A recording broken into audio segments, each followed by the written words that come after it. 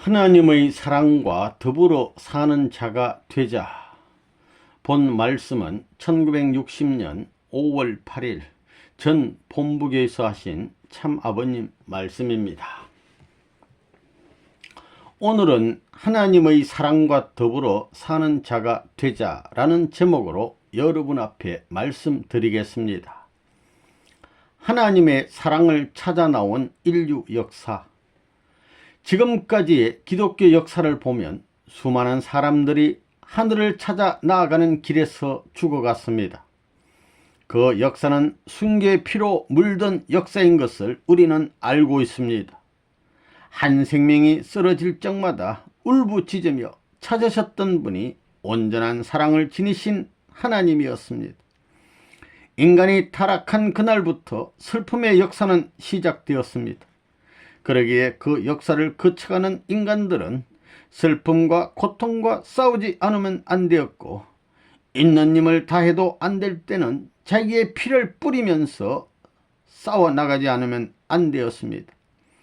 그러기에 지금까지 하나님의 아들, 딸들도 슬픔과 고통에 대해 항거했으나 그것으로 끝나지 않으므로 나중에는 피를 뿌리고 생명을 바치면서까지 항거해 나온 것입니다. 그러면 그렇게 한 목적은 어디 있느냐? 하나님의 사랑을 소유하는 데 있습니다. 하나님의 사랑의 꽃을 피우기 위하여 그들은 쓰러져 갔다는 것을 우리는 알아야 되겠습니다.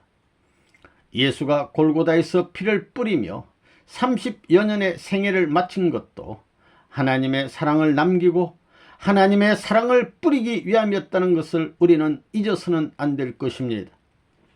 이렇게 뿌려진 하나님의 사랑이 퍼지고 이 땅 전체가 사랑을 중심한 승리의 터전이 되어야 할 것이었는데 그렇게 되지 못했으니 탄식할 일입니다.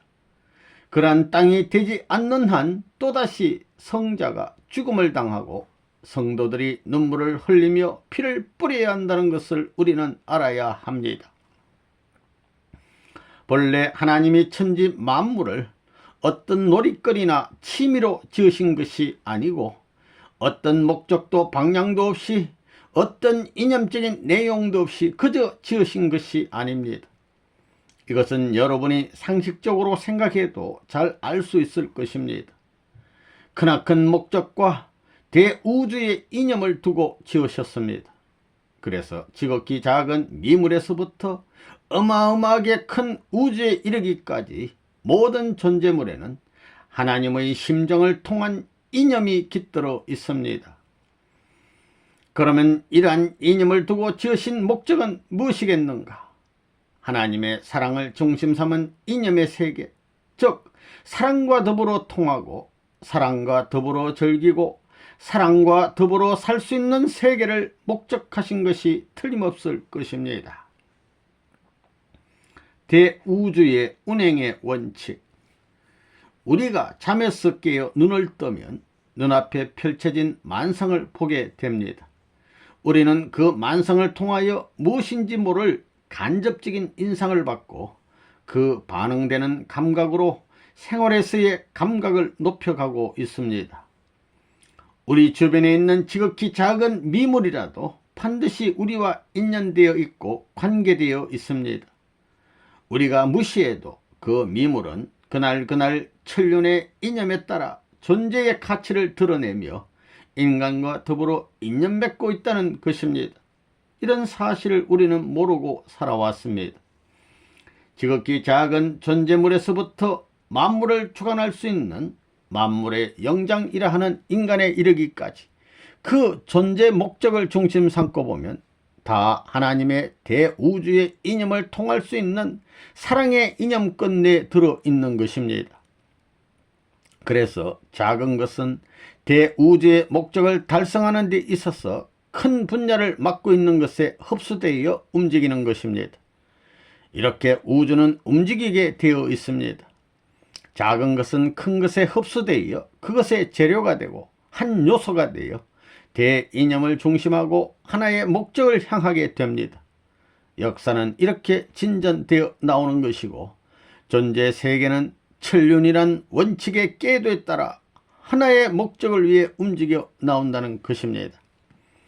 그것이 만물만 그런 것은 아닙니다. 이제 상대적으로만 헤아릴 것이 아니라 주관적으로 자신을 중심 삼고 볼 때에 여러분 자신은 어떻게 되어 있느냐, 여러분 자신도 마찬가지입니다. 여러분이 생활하는 데 있어서 100% 활용하지 않는 신체의 지극히 작은 부분이 있다 할진대 그것도 생의 목적을 위해 뗄래야 뗄 수 없는 공동 이념권 내에서 움직이고 있다는 것입니다. 우리의 손가락 하나도 대우주의 그 무엇을 상징적으로 나타내고 있다고 볼 수 있는 것입니다. 지극히 작은 세포 하나도 역시 대우주의 이념 밑에서 사명적인 일편을 지니고 움직이고 있다는 사실을 우리들은 알아야 되겠습니다. 존재 세계를 법칙적으로 헤아려 공식화하고 이것으로 지식의 일부를 이루어 놓은 것이 과학입니다. 그렇지만 과학이 전부가 아닙니다. 우리가 자신의 피부를 만지면 체온이 있고 촉감도 있지만 그 외에 느껴지는 다른 무엇이 또 있다는 것을 알아야 합니다. 우주의 이념은 우리의 생활을 수습해 나가면서 우리가 반대 방향으로 가려야 할 때는 우주의 목적과 일치하는 방향으로 가라고 합니다. 이런 충고를 받고 사는 자신임에 틀림없다는 것을 다시 한번 생각해야 되겠습니다.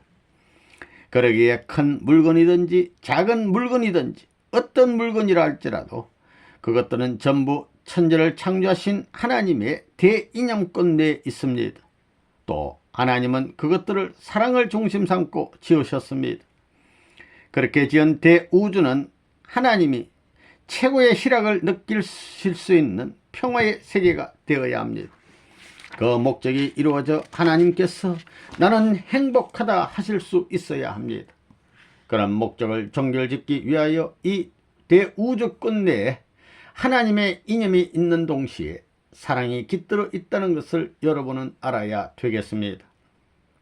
그런데 우리 인간들은 지금 탄식하고 슬퍼하고 고통스러워하며 죽느니 사느니 야단법석입니다. 그건 우리 인간이 타락한 연고입니다. 자기가 어떤 가치를 지니고 있는지, 자기가 어떤 위치에 처해 있는지를 모르고 자기가 가야 할 방향과 가야 할 목적지를 모르기 때문입니다. 어떤 고통과 슬픔 그리고 어떤 어려움이 닥칠지라도 대우주의 이념권 내에 있는 자신의 위치가 그만한 어려움에 흔들려서는 안 된다는 것을 아는 자는 그 고통의 고개를 넘어갈 것입니다. 또 이만한 고통을 참지 못할 내가 아니요 이만한 죽음의 고개 앞에 굴복당하는 나의 생명이 아니라고 느끼는 자가 있다 할진대 그는 인생 행로에 있어서 성공한 자일 것입니다. 어떠한 핍박과 죽음의 고개가 닥쳐와도 내가 가는 방향을 바꿀 수 없다. 나의 가치는 땅 위에 그 무엇과도 바꿀 수 없는 것이다 하는 자가 있다면 그는 땅 위에 있어서 하늘의 사람입니다. 땅에서 죽더라도 하늘의 사람이라는 것입니다. 우주의 운행의 목적, 하나님의 사랑. 하나님이 지으신 만물의 중심이 하나님의 사랑이라 할진대 그 하나님의 사랑을 중심 삼고 자랑할 수 있는 가치를 지닌 사람, 그런 위치에서 사랑을 영원토록 주장하며 사는 사람이 있다 할진대 그 사람은 인생 행로에 있어서 최고의 성공자일 것입니다. 그곳을 향하여 인간은 움직여 나가고 있습니다. 한 분을 중심 삼고 이 땅 위에 그러한 자리가 잡히지 않는 한 세계는 수습될 수 없습니다. 그러한 이념과 그러한 가치와 그러한 위치와 그러한 방향을 가진 사람이 있다 할진대 사망의 고난도 그를 지배할 수 없고 어떤 주의나 사상이 아무리 팽창하더라도 그 주의나 사상이 그를 삼켜버릴 수 없습니다.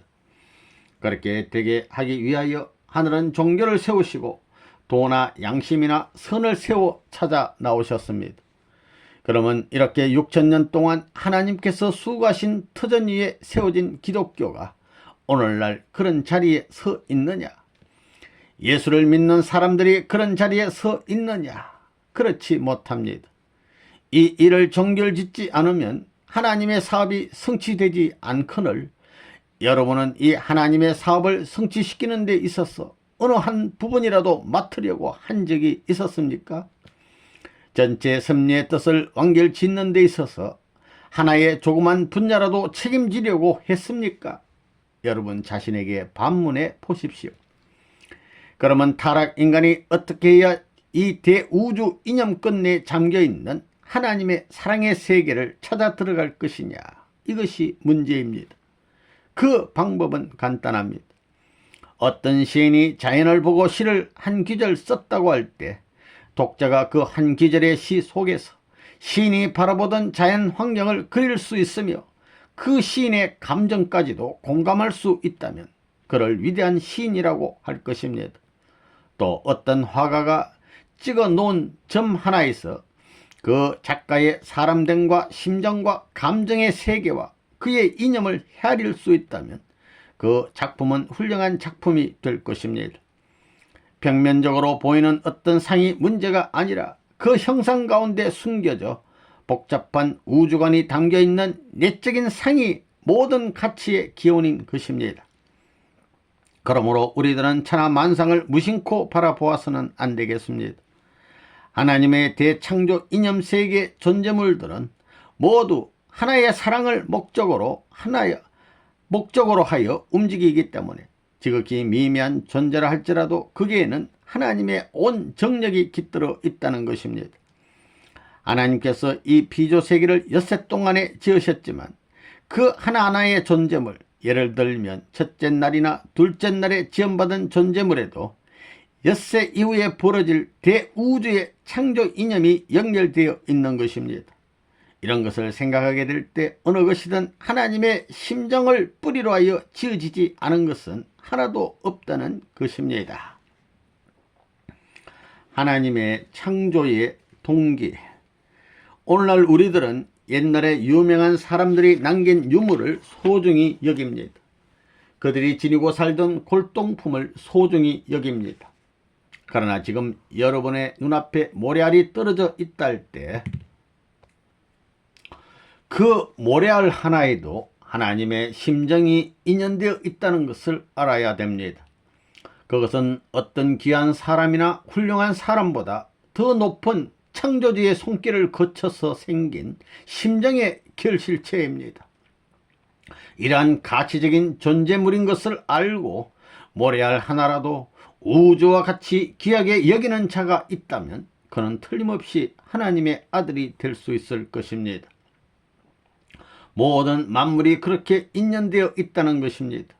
그리고 인연이라는 것은 지극히 작은 데서부터 맺어지는 것입니다. 여러분 개체도 400조나 되는 세포로 인연되어 있는 생명체입니다. 하나님의 사랑을 중심한 창조 이념 세계, 즉 대우주의 모든 존재물은 어느 것 하나도 하나님의 심정 밖에서 생겨난 것이 없습니다. 이런 것을 느끼는 사람은 위대한 사람일 것입니다. 하나의 나뭇잎이 흔들리는 것을 보고 천주적인 심정을 느껴 그것을 표현할 수 있는 사람이 있다면 그는 우주적인 사람일 것입니다. 오늘날 우리는 이런 것에 대해 너무나 무시하고 무관심했습니다. 우리 주위에 우리도 모르게 벌어져 있는 천하만상이 하나님의 사랑과 더불어 존재하는 것들이라는 사실을 몰랐습니다. 신령한 경지에 들어가 보면 조그만 모래 하나에도 우주의 이체가 들어있고 하나의 원자에도 무궁무진한 우주의 조화가 들어있다는 것을 알 수 있습니다. 존재하는 모든 것은 잘 알 수는 없지만 어떤 복합적인 힘을 통하여 나타난 결과라는 것을 부정할 수 없습니다. 분자를 지나 원자, 원자를 지나 소립자 같은 것들이 무의식적으로 존재하는 것이 아니라 어떤 의식과 목적을 갖추고 존재하는 것입니다. 그렇기 때문에 존재하는 모든 것은 하나님의 사랑의 손길을 거쳐 나온 것이요 반드시 하나님과 심정적인 관계를 맺고 존재하고 있다는 사실을 여러분은 철두철미하게 알아야 되겠습니다. 도인은 어떤 사람이냐? 풀 한 포기를 붙들고도 하나님 할 수 있는 심정으로 자기의 가치와 동등하게 그 가치를 인식할 수 있는 사람이 최고의 도인일 것입니다. 그렇게 그 가치를 노래할 수 있는 사람이 최고의 예술가일 것입니다. 각양각색으로 존재하는 천지만상을 보고 하나님의 각양각색의 사랑과 심정의 묘미를 발견하고 그것들과 친구가 되어서 더불어 즐길 수 있는 감정을 가진 사람이 있다면 그는 만우주를 대표할 수 있는 사람일 것입니다. 그런 사람이 만물의 영장입니다. 그런데 먹을 것밖에 모르는 사람이 만물의 영장이 되겠습니까? 하나님이 피조세계를 지으실 때 극에는 기쁨이 있었습니다. 지어놓고 보기에 선한지라 하셨습니다. 기쁨이 있었다는 것입니다. 기쁨은 어떤 목적을 이뤘을 때 느끼는 것입니다. 지으신 만물에 하나님의 목적의식이 내재되어 있기에 창조된 만물을 놓고 하나님은 기쁨을 느끼셨던 것입니다.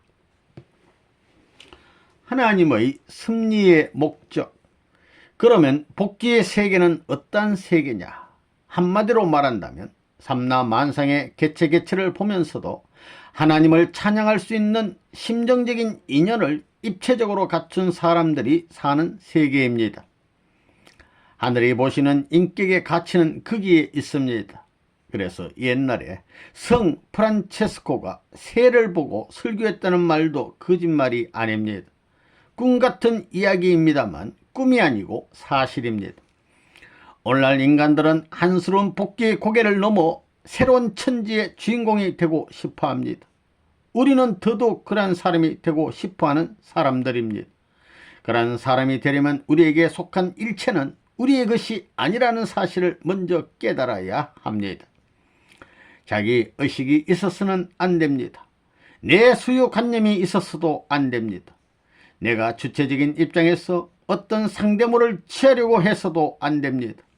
나는 반응하는 개성체, 즉 어떤 주체의 재료가 되는 상대체는 될 수 있지만 하나의 주체로서 상대체를 가지려고 해서는 안 됩니다. 보이는 만물도 내 것이 아닙니다. 내게 속한 일체도 내 것이 아닙니다. 나라고 주장하는 나도 내 것이 아닙니다. 그러니 하나님을 찾으려면 나를 부정해야 합니다. 한마디로 말하면 그렇습니다. 나를 부정하라 이거예요. 타락의 존재의식이 남아있고 타락의 소유관념이 남아있는 그대로는 하나님과 관계를 맺을 수 없기 때문입니다. 일체를 부정해야 됩니다. 나는 내 것이 아닙니다. 그러면 나는 누구의 것이냐?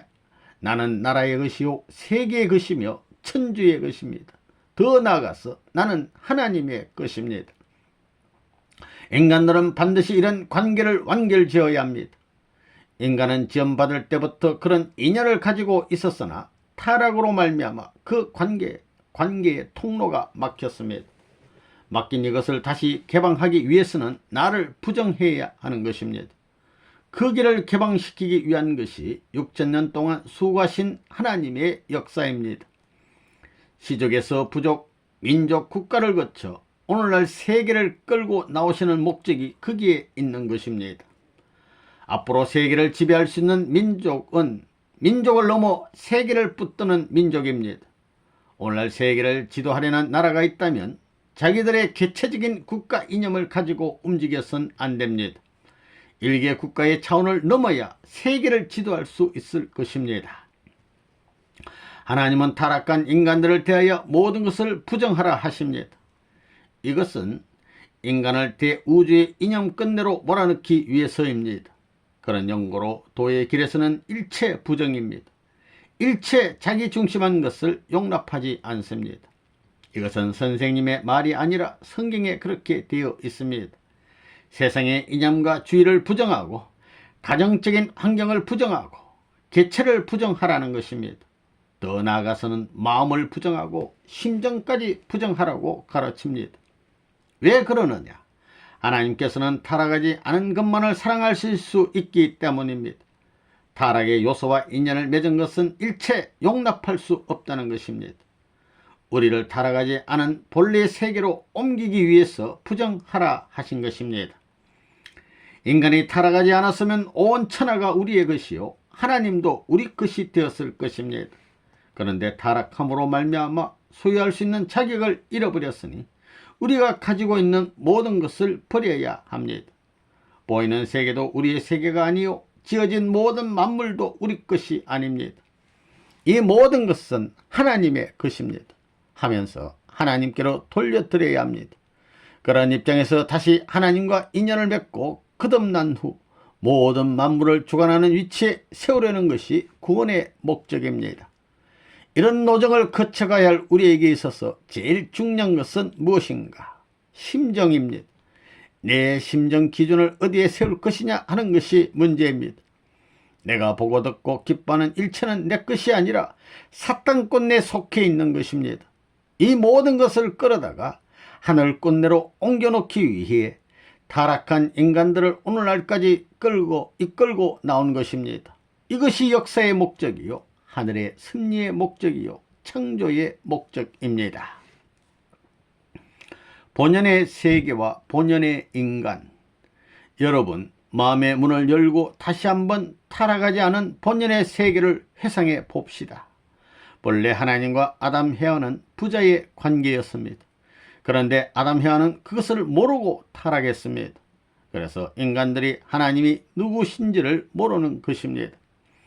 하나님께서는 아담 헤아를 만물의 주인공으로 세우시고 소망하시던 목표가 있었습니다. 그들에게 하나님의 사랑의 감정이 스며들고 만물을 지으신 하나님의 창조의 감정이 스며들기를 바라셨습니다. 여러분, 사춘기에 접어들면 만물을 대할 때에 신비감을 느끼지요. 그것과 같이 정열이 최고조로 불타오를 때 시를 쓰면 놀라운 시를 쓸 수 있습니다. 그와 마찬가지로 하나님께서는 대우주의 심정을 지닌 인간으로 완성하는 것을 목표로 설정하시고 인간을 지으셨습니다. 그리고 인간이 그 목표대로 성숙하기를 고대하셨습니다. 때를 기다리신 것입니다. 그들이 성숙하면 할수록 남자가 여자가 남자를 대할 때 각각 서로를 대우주 전체의 실체로 감각하기를 바라셨다는 것입니다. 그들의 감정세계에 하나님도 들어가고 만물도 들어갈 수 있는 정도로 인간이 성숙하기를 바라신 것입니다. 아담 헤아가 만일 그런 자리에 들어간 부부로서 하나님과 심정적으로 화하고 만우주와 심정적으로 화하여서 하나님으로부터 너희들을 지음으로써 모든 소망의 목적이 완결되었다 하는 말씀을 들을 수 있었다면 오늘날 이 천지는 이런 모습이 안 되었을 것입니다. 우리가 신비스러운 경지, 도의 길을 찾아 들어가면 그런 감정이 스며드는 것을 느낄 수 있습니다. 매일 호흡하는 공기 속에서도 뛰는 맥박 속에서도 천주의 감정이 넘쳐 흐르는 것을 느끼면서 자기의 손을 보고도 웃을 수 있고 무한한 감정을 느낄 수 있는 사람은 멋진 사람입니다. 이렇게 멋진 사람이 되어야 합니다. 만일 아담 헤아가 타락하지 않고 그런 경지에 갔다면 만물과 하늘과 더불어 얼마나 아름답게 살았겠습니까? 아담 헤아가 타락할 때 그런 사실을 알았느냐? 몰랐습니다. 그러니 그들의 후손으로 태어난 우리도 그것을 알 수가 없다는 거예요. 그러기에 하나님께서 기도하라, 도의 길을 가라, 모든 것을 부정하고 나서서 올라오라 하시는 것입니다. 어디까지 올라가야 하느냐? 아담 헤아가 타락하기 이전의 지점까지입니다. 이것이 하나님이 인간 세계에 요구하는 도의 기준입니다. 표준입니다. 여러분들은 본연의 세계와 본연의 인간과 심정을 그리워해야 합니다. 그런데 여러분의 마음이 그렇습니까?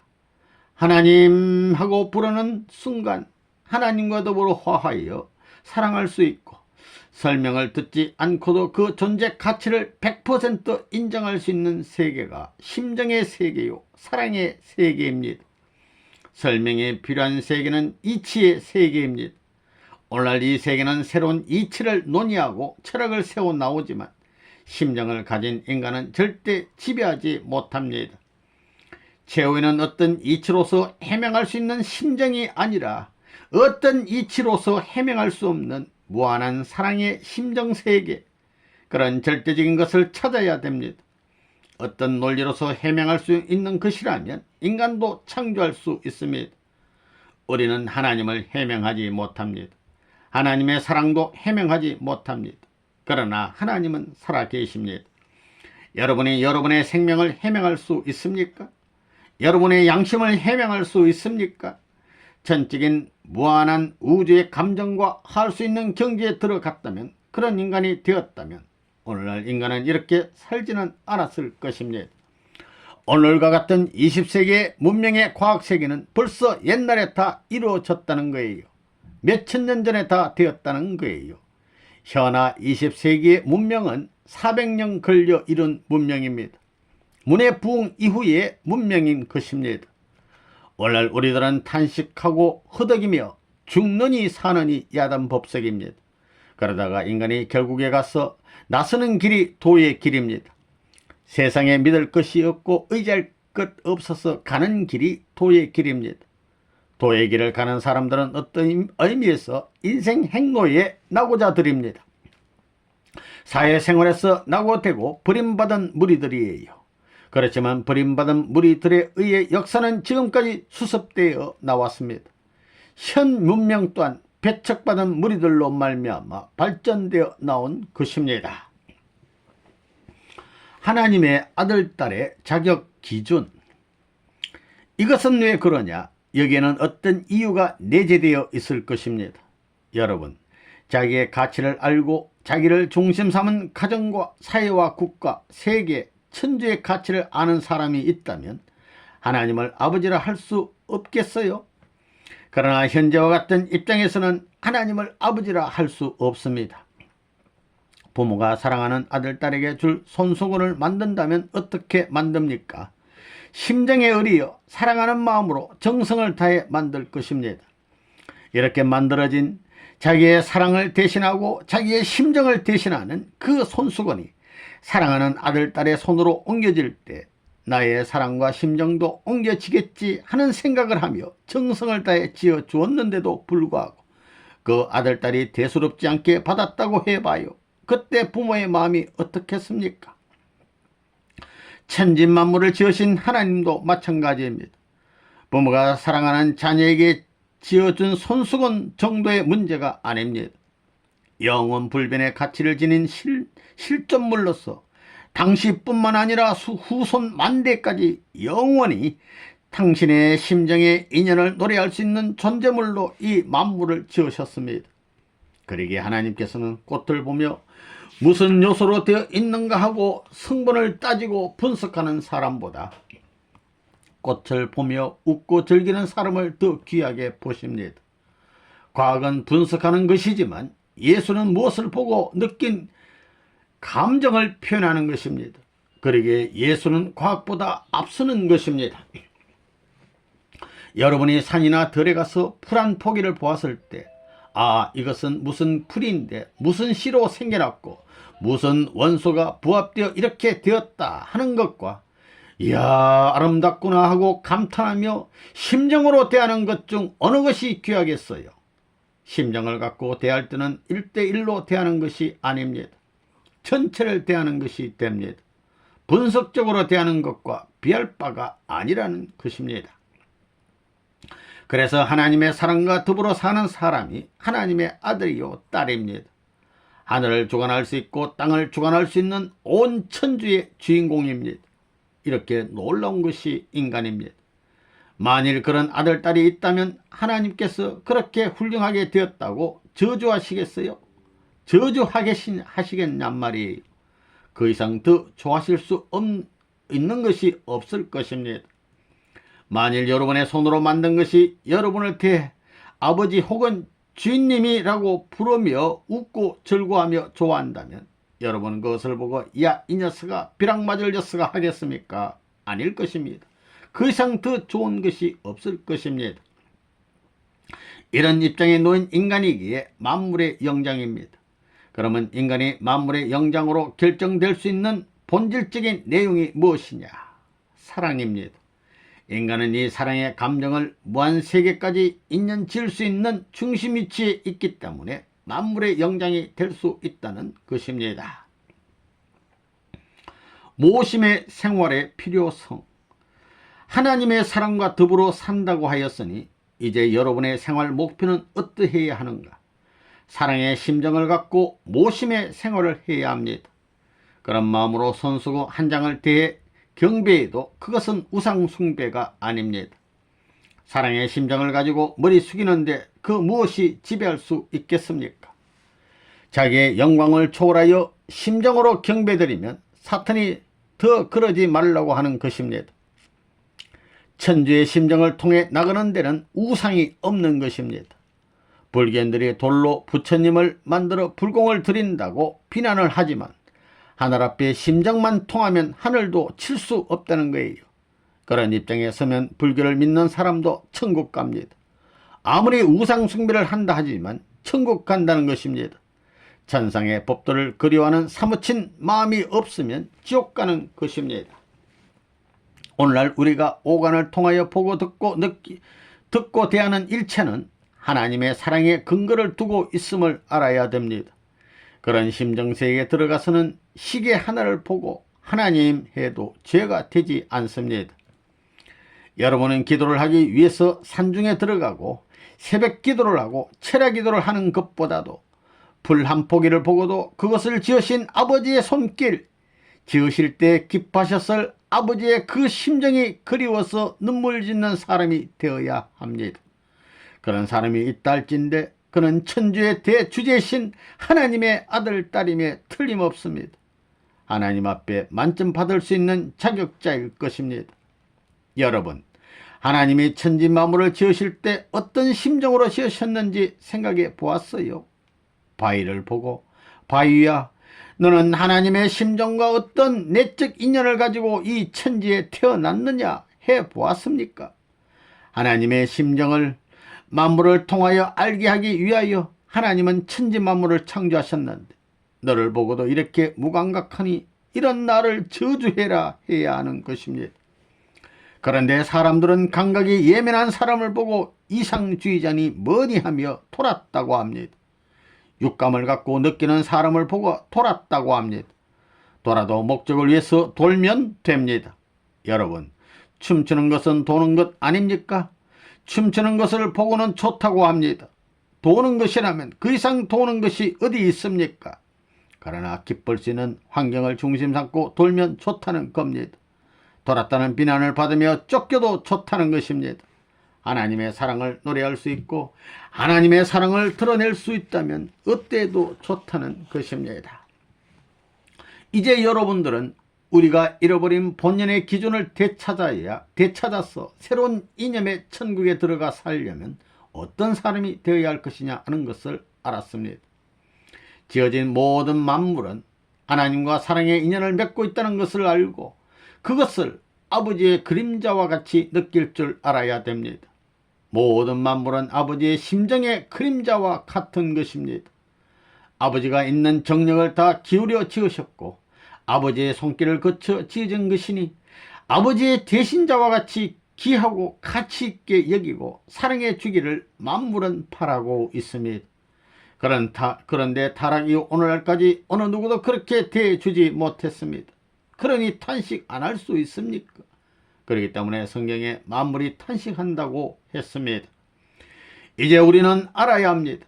하나님의 사랑이 깃들어 있는 자연을 바라보고 세상의 왕 혹은 어떤 유명한 사람이 갖고 있는 훌륭하다는 물건에 비할 소냐, 골동품에 비할 소냐, 어떤 유명한 부인이 입고 있는 호화로운 옷에 비할 소냐 하는 마음을 가져야 합니다. 그렇지 못한다면 우리는 자연세계 앞에 자기도 모르는 죄를 범하고 있는 것입니다. 하나의 생명체를 볼 때 인간이 만든 어떤 물건에 비할 소냐, 아무리 훌륭한 사람이라 할지라도 하나님보다 훌륭하겠는가 하며 하나님의 심정을 기울여 지으신 만물을 붙들고 무엇보다도 귀하게 느끼는 자가 있다면 이는 틀림없이 하늘의 아들, 딸일 것입니다. 이런 사람은 기도가 필요 없습니다. 하나님과 같이 사는 사람입니다. 하늘이 인간을 그러한 자리까지 내모는 것입니다. 최유로의 자리. 인간은 자기가 사랑하는 사람의 것은 무엇이든지 좋아하고 귀여워합니다. 그러면서도 제일 사랑해야 할 하나님이 지으신 만물은 귀여워할 줄 모릅니다. 이런 사람들이 하나님의 아들, 딸이 될 수 있어요? 단시간은 만물의 한을 헤어내 주어야 할 책임을 진 여러분은 나무 한 그루 풀 한 포기에서도 6천년 전 그것들을 지으실 때에 하나님의 심정과 창조의 손길을 채우려야 됩니다. 그렇기 때문에 여러분은 길을 가다가 풀 한 포기를 보고도 눈물 지을 수 있어야 됩니다. 나무 한 그루를 붙들고도 울 수 있어야 됩니다. 주인을 잃어버렸으니 얼마나 외로웠느냐 하면서 말입니다. 한번 그래 보세요. 선생님은 바위를 붙들고도 울어보고 바람이 부는 것을 보고도 울어보았습니다. 왜 그래야 되는지 이제 말씀을 들었으니 이해할 것입니다. 하나님이 지으신 가치 있는 만물이, 하나님과 더불어 영원한 인연을 맺은 귀한 만물이 오늘날 어떠한 왕궁에서의 국보나 보물처럼 귀하게 여기는 물건만큼의 취급도 받지 못하는 서글픔을 나는 알아줘야지, 나만은 알아줘야지 하면서 나왔습니다. 이 땅에 사는 모든 인류가 전부 몰라줘도 나는 알아줘야지 하는 마음으로 여러분들이, 많은 마음을 여러분들이 가진다면 이 민족은 앞으로 세계를 지배할 수 있는 새로운 민족이 될 것입니다. 이것은 관념이 아니라 사실입니다. 어느 누가 만물을 놓고 대대로 내려오는 자기 가문의 보물보다 세상에서 제일 귀한 보석이라는 다이아몬드보다 귀하게 여겨 붙들고 놓지 않으려 하는 사람이 있습니까? 그런 사람 어디 있어요? 하나님은 당신께서 지으신 것을 심정적으로 알아주고 그것을 붙들고 눈물 짓는 사람을 보고 오냐 하십니다. 신령한 경제에 들어가면 갈수록 그런 감정이 풍부해지는 것입니다. 도통이란 그런 자리에서 이루어지는 것입니다. 심정을 통해서 보면 모든 것은 하나입니다. 이제 여러분은 하나님의 아들딸이 되는 동시에 하나님이 기뻐하실 수 있는 주인공이 되어야 하겠습니다. 남자든 여자든 가정에 들어가서는 그 가정을 움직일 수 있는 주인이 되어야 합니다.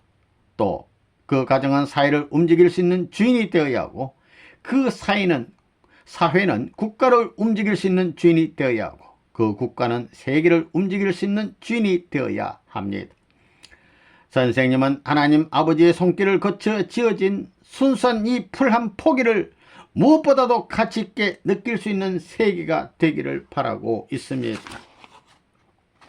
어떤 향기보다도 공기의 맛이 더 좋다는 거예요. 사람이 공기의 맛을 알고 햇빛의 맛을 알고 물의 맛을 알면 병나는 법이 없습니다. 이런 심정으로 살면 누구나 건강체가 될 것입니다. 만물은 하나님의 심정에서 우러나온 것이요, 심정과 더불어 영원한 존재의 가치를 노래할 수 있도록 지어진 것입니다. 그러니 밥 한 수를 먹을 때도 감사합니다. 황공합니다. 타락의 후손 앞에 이것이 웬일입니까? 해보십시오. 뭐 맛이 있다 없다, 잘 입었다 못 입었다, 뭐 좋다 나쁘다, 지위가 높다 낮다 해서는 안 됩니다. 하나님의 동반자가 되는 길. 하늘의 심정권 내에 들어가 있는 사람은 달라면 무한히 줄 수 있고, 놀자면 무한히 놀아줄 수 있고, 가자면 무한히 가줄 수 있는 사람입니다.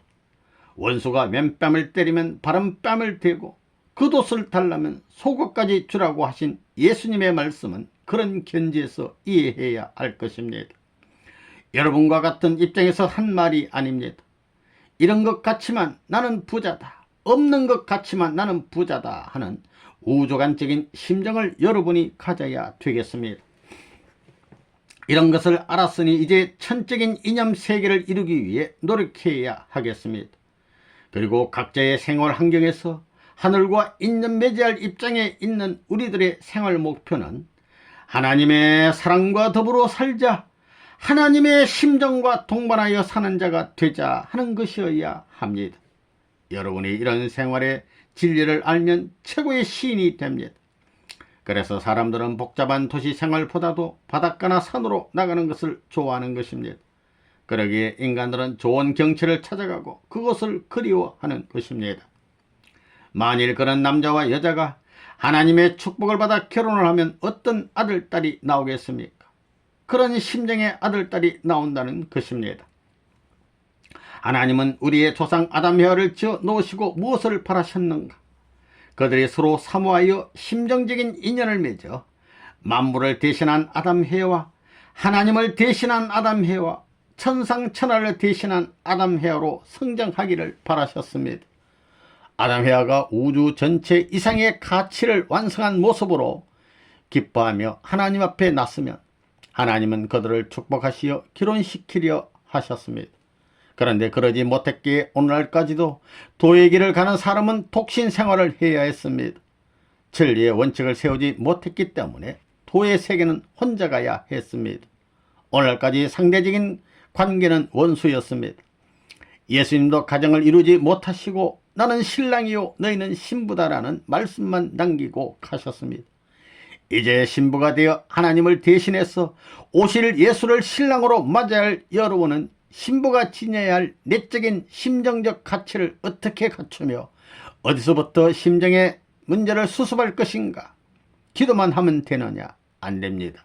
생활에서부터 하나님의 수고하신 흔적을 더듬어 찾아가는 하나님의 심정의 동반자가 되어야만 합니다.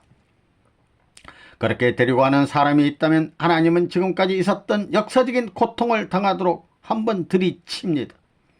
전 세계에 있는 사탄이 몰려드는 자리에 내어놓는다는 것입니다. 그러나 그 사탄을 대해 네가 창조의 목적을 대신할 수 있는 심정의 인연을 세운 나를 지배해 하고 대항할 수 있으면 사탄은 물러갑니다. 예수는 하늘나라에 가셔서도 사탄과 싸우고 계십니다. 그리고 다시 오시기 위해서 사탄과 싸워야 된다고 말했습니다. 왜 그런지 알아요? 땅 위에서 만물과 인간을 한 품에 사랑할 수 있는 기준을 세우지 못하고 가셨기 때문입니다. 그래서 사탄이 침범할 수 있었던 것입니다. 그러기에 앞으로 새 시대의 사람들은 농사를 짓더라도 풀 한 포기를 자기 부인이나 아들딸같이 귀하게 생각해야 합니다. 그렇게 되면 천지는 생명의 요소로 충만하게 되고 심정이 향하는 곳에 생명이 따르게 되며 사랑이 움직이는 곳에는 자연히 생명이 뻗어나가게 될 것입니다. 그렇게 농사를 짓는 사람이 있다면 비료를 안 줘도 농사가 잘 될 때가 올 것입니다. 홈에 핀 흙덩이로부터 손에 쥐어지는 곡식의 한입 사기까지도 눈물에 어리어 친구와 같이 대하고 기호하며 잘 자라거라 하는 마음을 가지고 농사짓는 사람이 있습니까? 앞으로 새나라 새시대의 사람들은 그렇게 되어야 합니다. 그렇게 되면 천주에 있는 모든 생명의 움직임이 왕성하게 되기 때문에 거기는 인간의 힘으로 지어진 물건은 필요 없게 됩니다. 그럴 때가 올 것입니다. 여러분, 야목에 우리 식구 한 사람이 있습니다. 그는 김을 맬 때마다 찬송을 부르는데 남은 3번 맬 때 한 번밖에 안 맵니다. 그런데 가을에 가보면 풀이 수북한데도 남이 3번 맨 이상의 수확이 나온답니다. 그 지방에서는 아주 흥미로운 얘기거리입니다. 한 나라에 새운이 들려면 그 나라의 만물에서부터 새운이 듭니다. 한 집안에 새운이 드는가 안 드는가 하는 것은 그 집의 아들, 딸을 보면 알 수 있습니다. 심정에 어리고 느껴지는 양이 점점 작아지는 집은 얼마 안 갑니다. 몇 대 못 가겠구나 하는 감이 옵니다. 우리가 찾아야 할 심정. 그러면 앞으로 복받을 수 있는 민족은 어떤 민족이냐? 심정의 인연을 생활의 감정으로 삼는 민족입니다. 그 민족은 세계를 지배할 것입니다. 선생님은 이거 하나 보고 소망을 겁니다. 대우주의 이념과 관계 맺어가지고 눈물 짓는 날에는 이 민족은 세계를 지배하는 민족이 될 것입니다. 이치가 그렇다는 거예요. 그러니 여러분들 이제는 잘 알아야 되겠습니다. 풀 한 폭이라도 심정적으로 대하고 친구 삼을 수 있는 아량이 있어야 됩니다. 오늘날 이 땅에 살고 있는 사람들은 비록 죄악의 후손들이지만 옛날 타락하기 전에는 본연의 하나님의 손길을 통하여 지원받을 당시에는 하나님의 심정을 대신할 수 있는 아들, 딸이었습니다. 그런데 타락으로 이런 모습이 되었으니 분하고 원통합니다. 이런 심정을 붙들고 우는 사람은 반드시 역사적인 인물이 될 것입니다. 예수도 그런 심정을 갖고 오셨습니다. 당대는 몰리고 쫓기고 죽임을 당한다 할지라도 세상에 남아질 수 있는 것은 심정의 터전이기 때문에 그런 사람들은 반드시 역사적인 인물이 되었던 것입니다. 이런 것을 생각할 때 우리는 만물이 불쌍하고 만민이 불쌍하고 하늘이 불쌍하다는 것을 느껴야 합니다. 만물이여 6천년 기나긴 세월 동안 주인을 잃어버리고 얼마나 슬퍼했느냐. 인간들이여 본연의 삶을 위한 안식의 터전을 잃어버리고 얼마나 슬퍼했는가. 하늘이시여 심정의 인연을 중심 삼고 만물을 주관하라고 지으신 아들 딸을 잃어버리고 얼마나 슬퍼하셨습니까. 불쌍한 하늘이시여, 불쌍한 만물이여, 불쌍한 만민이여 하는 심정으로 호소하게 될 때 사탄은 물러가게 됩니다. 예수가 어떠한 심정으로 사탄을 굴복시킨 줄 아십니까? 하나님은 불쌍하시다, 만민도 불쌍하고 만물도 불쌍하다고 하는 심정입니다. 아들 딸을 잃어버린 하나님이 얼마나 불쌍하시겠으며 주인을 잃어버린 만물이 얼마나 불쌍하겠는가 하는 폭발되는 심정이 있었기에 사탄이 물러갔던 것입니다. 사탄은 무슨 말을 듣고는 물러가지 않습니다. 예수는 세 번째 시험에서 나에게 경배하라고 하는 사탄에 대해 주 너희 하나님께 경배하라고 했습니다. 그것이 무슨 말씀인지 압니까? 그것은 말이 아니라 심정입니다. 너는 천륜의 심정을 배반한 배역자야. 그러나 나는 이런 심정 기준에 서서 하나님께 경배한다. 심정을 다하여 드리는 이 경배를 받으실 분은 하나님 한 분뿐이시다. 너도 그렇지 않겠느냐 하는 뜻입니다. 그런 심정 앞에는 사탄 세계는 무너지는 것입니다. 그걸 모르기 때문에 이렇게 된 것입니다. 우리는 찾아야 되겠습니다. 그럼을 옮겨 이 대우주 끝내 숨겨져 있는 사랑의 심정을 찾아야 되겠습니다. 이 심정의 자리를 잡는 날에는 만물도 안식할 것이요 하늘도 안식할 것입니다. 그러한 심정을 어디서부터 찾을 것이냐? 여러분의 일상생활에서부터 찾아야 합니다. 천국을 찾아가는 길. 여러분, 좋은 구경을 갔다 오는 사람이 죽을상이 되어 집에 돌아옵니까? 벙실벙실 웃으며 올 거 아니에요? 여러분이 그런 심정을 갖고 생활한다면 아무리 피곤한 일을 한다 할지라도 피곤하지 않을 것입니다. 역사적으로 많은 사람들은 이와 같은 일을 붙들고 슬퍼했지만 오냐 나는 이와 같은 일을 얼마나 그리워했더냐 하면서 일을 하면 하나도 실정이 안 납니다.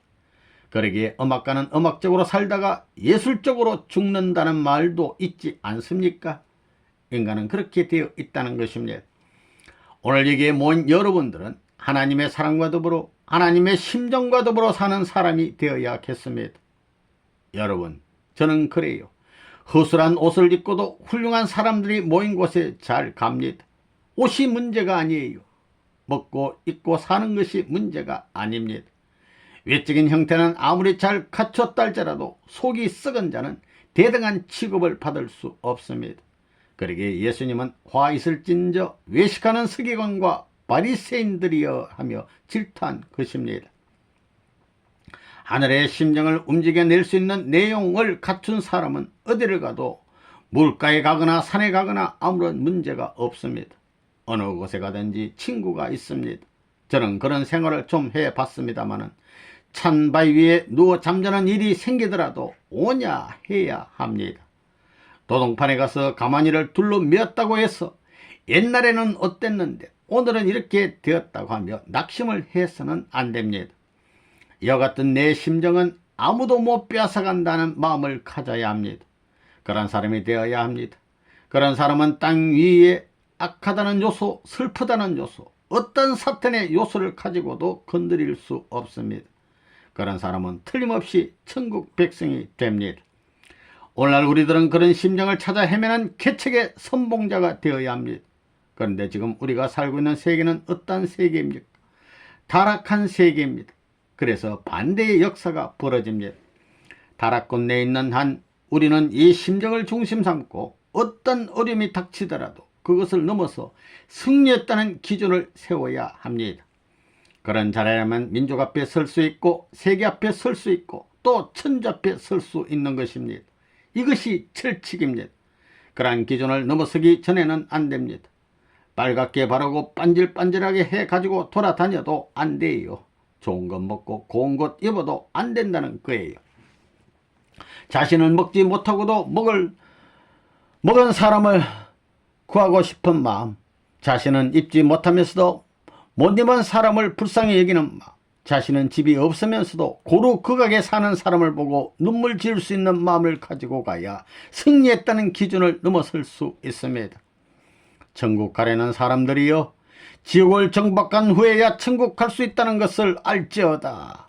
원칙이 그래요. 지옥 가는 길은 세속적인 만족을 찾아가는 길이요, 천국 가는 길은 세상이 즐기지 않는 곳을 찾아가는 길입니다. 간단합니다. 지옥 가기를 원한다면 세상의 행복한 자리를 찾아가십시오. 천국 가기를 원하거든 이 세상의 불행한 자리를 찾으십시오. 심정의 인연을 통한 구원의 길. 오늘날 우리들은 타락한 세계에 살고 있는 것을 다시 한번 분하게 여겨야 됩니다. 하나님, 제가 왜 타락한 아담 헤아의 아들, 딸로 태어났습니까? 어찌하여 내가 타락의 후손으로 태어났습니까? 만일 하나님이 저를 인간의 조상으로 지으셨더라면 저는 아담같이 타락하지 않았을 것이요, 헤아와같이 타락하지 않았을 것입니다. 그러하오니 하나님이여, 타락하기 전 아담 헤아의 심정을 저에게 허락하실 수 없겠습니까? 아담 헤아를 소망의 심정으로 바라보시던 내용이 있다 할진대 그 심정의 내용을 저에게 나타내 주실 수 없겠습니까? 하는 기도를 해야 됩니다. 땅 위에서 타락의 후손 중에서 이러한 기도를 하는 사람이 나와야 됩니다. 성경에도 그냥 주신다고 하지 않았습니다. 문을 두드려야 열어주고 찾아야 찾을 수 있다고 했습니다. 예수님은 그런 기도를 하셨습니다. 예수님께서는 오셔서 먼저 땅을 주관하는 만왕의 왕이 되려고 하시지 않았습니다. 슬픈 자의 왕이 되려 하셨고, 우는 자의 왕이 되고, 고통받고 죽어가는 자의 왕이 되려 하시고, 지상에서 사탄 세계를 정복하기 위한 개척의 길에 나섰던 것입니다. 오늘날 신자들은 예수를 보고 하나님의 독생자요, 우리의 신랑이라고들 말하지만 그것은 모두 결과적인 명사입니다. 예수의 신부가 되려는 사람들은 예수의 심정을 본받아야 합니다. 예수는 심정의 승리자가 되신 분이요, 심정을 갖고 슬픈 자의 왕이 되기 위하여 우신 분이요, 고통받는 자의 왕이 되기 위하여 고통을 받으신 분이었습니다. 예수님은 심정을 가지고 죽는 자의 왕이 되기 위하여 돌아가셨기 때문에 그를 믿으면 구원을 얻는다는 것입니다. 그러나 심정적인 인연을 맺지 않으면 구원과 하등의 관계가 없습니다. 천지이치가 그렇게 되어 있습니다. 우리는 일편단심, 이 우주의 심정세계를 다시 세우려는 것이 구원 역사이니 그 구원 역사의 노정에서 내가 어느 정도의 재료가 될 수 있겠느냐 하는 것만 생각해야 합니다. 이 만물을 재료로 삼고 인류를 재료로 삼아 영계의 천천만 성도를 재료로 삼아야 되는데, 내가 움직이면 만물이 어느 정도 움직이고 인류가 어느 정도 움직이고 천상의 천천만 성도가 어느 정도까지 움직이며 내가 땅 위에서 부르짖는 것이 이 우주의 어느 범위까지 심정의 반응을 불러일으키느냐에 따라 천상에서 나의 가치가 결정되는 것입니다. 예수가 죽는 순간의 슬픔은 하늘에 반영되었고 만 우주에 반영되었습니다. 때문에 예수는 심정의 구주입니다. 이런 경지에서 여러분은 만물을 대하여 면목이 없구나, 본연의 인간 조상과 더불어 하나님의 심정을 노래하면서 영원히 그 품에 안겨 살기를 얼마나 고대했느냐. 고대하던 일차적인 소망은 깨져버리고 한스러운 타락의 후손을 맞이하여 지금까지 탄식꽃 내에서 다시 제2의 인간 조상을 막기 위한 역사 노정을 거쳐오기에 얼마나 수고했느냐 하는 마음을 가져야 합니다. 기쁨의 세계에 있어야 할 것인데 인간으로 말미암아 슬픈 세계, 탄식꽃 내에 있게 된 만물을 바라보며 그 가운데 무궁무진한 슬픔이 내재되어 있다는 것을 느끼는 자라야 하나님의 심정의 동반자가 될 수 있다. 왜? 하나님이 그렇기 때문입니다. 사람이 자랑할 게 뭐 있어요? 없습니다. 그러므로 예수는 교만하지 말라, 이웃 사랑하기를 너 몸과 같이 하라, 나를 따르려거든 자기를 버리고 십자가를 지고 따르라 하셨습니다. 왜 이런 말을 하셨습니까? 지금까지의 모든 곡절을 한꺼번에 탕감해야 하기 때문입니다. 그러기 위해서 역설적인 말씀을 하신 것입니다. 하나님을 위로해 드릴 수 있는 아들, 딸. 구원이란 말은 슬픈 명사입니다. 내게 구주란 말이 웬 말입니까? 구주 없던 에덴 동산의 아담 헤아는 어디 갔습니까? 본연의 아담 헤아도 구주가 필요했습니까? 예수가 필요했느냐 말입니다. 타락했기 때문에 구주가 필요한 것입니다. 타락하지 않았으면 기도니 종교니 도덕이니 수양이니 무슨 세계관이 하는 것이 다 필요 없습니다. 타락하지 않았으면 아담주의가 세계주의요 하나님주의입니다. 타락하여 다 망쳐놓은 것을 꿰매고 또 꿰매어서 하늘 앞에 내세우려는 것이 복귀 노정입니다. 그런데도 뻔뻔스럽게 나는 이만큼 했으면 됐지 하고 어시되는 사람들은 범죄자 중에 범죄자입니다. 하늘 앞에 배반자로서 용서받을 수 없는 자리에 있으면서 자랑을 하고 다녀요. 심정의 세계에 들어가면 들어갈수록 말할 수 없이 기가 막힙니다. 눈물밖에 나올 것이 없습니다. 사랑하는 남편이 죽으면 그 부인은 한없이 울지 않습니까? 우는 그 순간에는 옛날 어렸을 적에 이래서부터 모든 것이 생각나는 거예요. 사랑의 감정을 통하여 뿍받쳐 나오는 서러움은 어렸을 적에 어머니에게 욕먹던 생각까지 나게 합니다. 그러므로 남편이나 사랑하는 사람이 죽어 많이 울어본 적이 있는 여인이 먼저 회개의 자리로 나아가는 거예요. 남편을 잃고 사랑하던 사람을 잃고 통곡하는 그 자리는 하늘편에 가까운 자리입니다. 그와 마찬가지로 하나님도 사랑하는 아들, 딸을 잃어버린 후 타락한 인간들을 붙들고 6,000년 동안 통곡하며 나오셨다는 것을 알아야 합니다. 너희들은 타락했지만 나는 영광 받겠다 하는 하나님이 아닙니다. 그런 하나님이라면 우리와 상관이 없습니다. 내가 아는 하나님은 그런 하나님이 아닙니다. 하나밖에 없는 아들, 하나밖에 없는 딸을 잃어버리고 6,000년 동안 허덕이며 찾아 나오신 그럼이 지금까지의 하나님의 구원 섭리 역사입니다. 이런 아들, 딸을 찾기 전에는 천지의 만물이 꽉 들어찬다 해도 하나님은 자랑할 수 없습니다. 왜? 만물은 그 아들, 딸을 위해 지은 것이기 때문입니다. 그러므로 우리 인간은 하나님이 우리를 위해 지어주신 만물을 수습해야 되겠고, 우리와 더불어 살아야 할 세계 인류를 끌고 가야 되겠고, 우리를 지도하시는 하늘을 모셔야 되겠습니다. 여러분이 이런 하나님인 것을 알면 눈물을 흘릴 수밖에 없을 것입니다. 아담 헤아가 타락하는 순간에 가슴 아파하신 하나님의 심정을 생각하면 몇십 년을 통곡해도 끝나지 않을 것입니다. 여러분은 기도할 때 그런 것을 느껴야 됩니다. 아버지의 심정은 이러했는데 아담 헤아가 그 심정을 모르고 타락할 때 마음 아파하시던 심정을 느껴야 하고, 그들을 구하기 위해 1600년 만에 노아를 세워 120년 동안 수고하게 하셨으나 그의 아들 함이 타락한 입장에 서는 것을 바라보셔야 했던 그 심정을 느껴야 된다는 것입니다. 아담으로부터 노아, 아브라함, 모세, 예수 시대를 지나 지금까지 아버지의 심정을 알고 치유라는 자리에 들어가면 여러분은 자신이 형편없음을 느낄 것입니다. 자기의 존재의 가치를 도외시하지 않을 수 없는 것입니다. 이제 나는 100번 죽어도 당연하고 1000번 망해도 당연합니다 하는 마음을 가져야 합니다. 그러면 하늘은 너를 대신하여 망할 자리에 들어가 주고 죽을 자리에 들어가 주겠다고 하실 것입니다. 여러분은 이런 아버지를 닮아야 합니다. 예수는 그런 자리에서 아버지여, 할 수만 있으면 이 잔을 피하게 하옵소서. 그러나 내 뜻대로 맙시고 아버지의 뜻대로 하시옵소서 하셨던 것입니다. 그런 자리는 아버지와 아들이 체면을 생각지 않고 붙들고 눈물 짓는 자리입니다. 찾아오시던 아버지와 찾아가던 아들이 상봉하여 서로 염려하면서 붙들고 우는 자리입니다. 여러분, 하나님과 가까운 자리가 어떤 자리인지 알고 있습니까? 회개의 자리입니다. 그러나 알고 보면 무슨 죄를 지었으니 용서해 달라고 할 필요가 없다는 것입니다.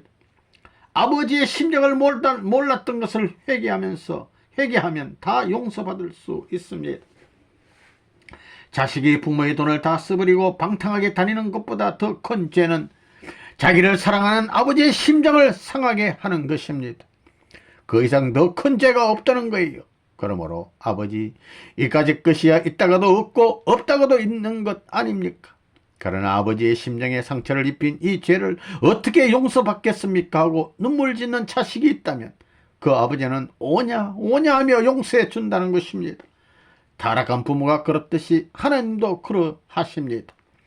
사람들은 교회에 나가서 내가 무슨 죄를 지었는데 회개하오니 용서해 주십시오 하고 기도합니다. 그러나 그런 것보다도 천륜의 원칙을 파괴하고 하늘과 인간의 인연을 유린하고 인간과 만물의 인연을 파괴한 심정 문제에서 지은 죄를 용납해 주시옵소서 해야 됩니다. 그렇게 회개함으로써 용납받고 승리하여 아버지의 인정을 받는다 할진대 만사는 다 해결될 것입니다. 하늘은 그런 회개자를 찾아 나오십니다. 심정의 세계를 찾아가야 할 우리, 심정을 통한 사람에게는 세상의 모든 물건이 자기 것이 되는 것입니다. 그래서 아버지의 심정을 통한 사람은 세상에 어떤 물건을 가져오고 가져가도 아버지에게는 죄가 되지 않습니다. 전국 세계에서는 이웃집에 가서 말없이 먹고 싶은 것 좀 먹었다고 해서 그것이 죄가 되지 않습니다. 왜냐하면 심정적으로 연결되어 있기 때문입니다. 심정을 유린한 죄 이상 큰 죄가 없다는 것을 알아야 합니다. 이제 오늘날 우리들은 하나님의 사랑의 심정을 헤아려 보면서 우리들은 하나님의 심정을 유린한 죄인이요 만물의 심정을 거부한 죄인이요 심정의 세계를 이루지 못하게 한 방해꾼이었음을 알아야 합니다. 이러한 것을 여러분이 알고 심정을 걸어놓고 회개하는 사람들이 되기를 바랍니다.